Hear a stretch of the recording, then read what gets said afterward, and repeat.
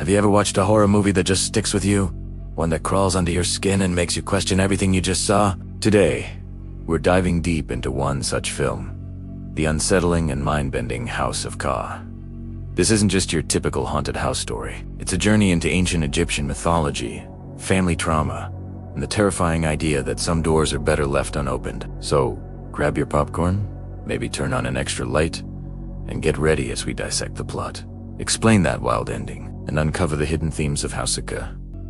Let's get started. Our story begins with Sarah, a documentary filmmaker haunted by a tragic past. Years ago, her father, a renowned Egyptologist, took his own life in the family's sprawling area mansion. Sarah has always believed there was more to his death than what she was told, and she's determined to uncover the truth. She returns to the house with her small crew, her skeptical boyfriend, David, and her tech-savvy friend, Ben.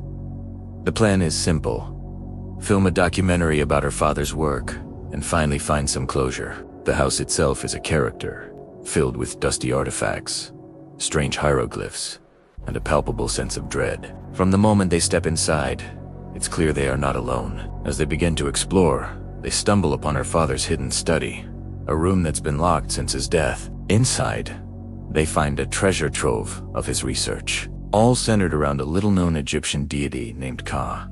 According to his notes, Ka is not a god but a malevolent entity, a cosmic parasite that feeds on life force and can trap souls between worlds. His obsession with this entity is clear from the journals filled with frantic scribbles and terrifying sketches. Ben, our tech guy, starts experiencing strange equipment malfunctions. Cameras flicker, audio recorders pick up disembodied whispers, and shadowy figures dart just at the edge of the frame. David, ever the pragmatist, dismisses it all as old wiring and an overactive imagination. But Sarah knows better. She feels a connection to the house, a dark pool that's both familiar and terrifying. The whispers seem to be calling her name, pulling her deeper into her father's madness. The haunting escalates from subtle whispers to full-blown psychological warfare. The house begins to play tricks on them, manifesting their deepest fears. David, who has a fear of enclosed spaces, finds himself repeatedly trapped in rooms where the doors vanish. Ben is tormented by visions of digital corruption, his technology turning against him, showing him grotesque, distorted images. But the entity saves its most personal attacks for Sarah. She starts having vivid flashbacks to her childhood, but they're twisted and nightmarish. She sees her father, not as the loving parent she remembers, but as a man possessed, performing strange rituals and carving symbols into the walls. The house seems to be rewriting her memories, making her doubt her own sanity. It's becoming clear that this isn't just a haunting, it's a targeted assault, and the entity is using their personal traumas as weapons. Driven to the brink, Sarah delves deeper into her father's research. Desperate for an answer, she discovers his final, horrifying theory. The House of Ka is not the physical mansion, but a pocket dimension, a labyrinth created by the entity to trap and consume souls. The house they are in is a gateway, and her father didn't just study Ka, he was trying to summon and contain it. He failed, and the entity has been lying dormant, waiting for someone to return. It's been waiting for Sarah. She realizes with chilling certainty that her father didn't take his own life to escape the entity. He sacrificed himself in a desperate attempt to seal the gateway, a ritual that required his own bloodline. The hieroglyphs aren't just decorations. They're part of a complex locking mechanism. They haven't just been filming a haunting, they've been systematically unlocking the prison her father died to create. The final lock, she learns, can only be opened by someone of his blood, someone who shares his connection to the house. The entity hasn't just been toying with them, it's been manipulating Sarah into releasing it. With the horrifying truth revealed, all hell breaks loose. The house transforms into a shifting, impossible maze of corridors and rooms that defy logic. The entity Ka finally manifests, not as a single creature, but as a composite of their fears, a grotesque amalgamation of shadowy figures, digital noise, and Sarah's distorted father.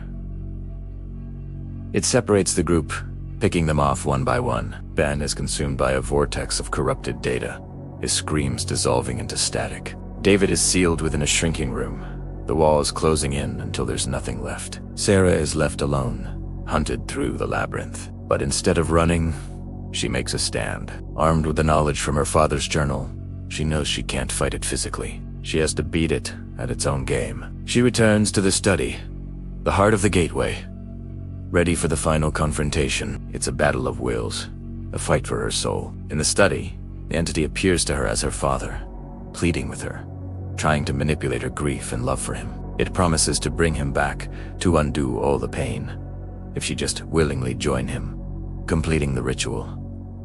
For a moment, Sarah hesitates. The offer is tempting, a chance to have her family back, but then she sees the cold, predatory hunger in its eyes. This isn't her father, it's a monster wearing his face. Recalling the final pages of the journal, she realizes what she must do. Her father's ritual wasn't just about sealing the gateway. It was a two-part spell. He performed the first half, locking it from the inside. The second half must be completed from the outside, using a ceremonial dagger from the desk, the same one her father used. She doesn't harm herself. Instead, she smashes the central artifact in the room, the focal point of the entity's power. The house begins to crumble, and the gateway implodes, violently pulling the entity back into its dimension. Sarah sprints through the collapsing mansion, making it out the front door just as the entire structure implodes into a cloud of dust and dark energy, vanishing as if it never existed. So, what does that ending really mean? The key is understanding that Sarah didn't just escape. She completed her father's work. Her father wasn't weak.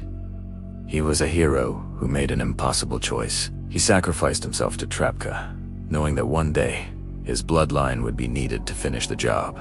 The entity's entire plan was to lure Sarah back and trick her into becoming a willing host, which would have given it the power to break free entirely. By rejecting the entity's false promises and destroying the artifact, Sarah demonstrated a strength her father lacked. He fought Ka with rituals and magic, but Sarah fought it with emotional resolve. She accepted her past, including her father's death, and refused to be controlled by her grief. The physical house vanishing signifies that the gateway is permanently sealed. Sarah didn't just survive. She broke the cycle of trauma that the entity was feeding on. She walks away not just a survivor, but a victor, finally free from the ghosts of her past, both literal and metaphorical. Beyond the jump scares, House of CA explores some incredibly deep themes. The most prominent is generational trauma. The entity is a physical manifestation of the darkness passed down from father to daughter. Sarah's journey is about confronting and breaking that cycle, refusing to inherit her father's demons.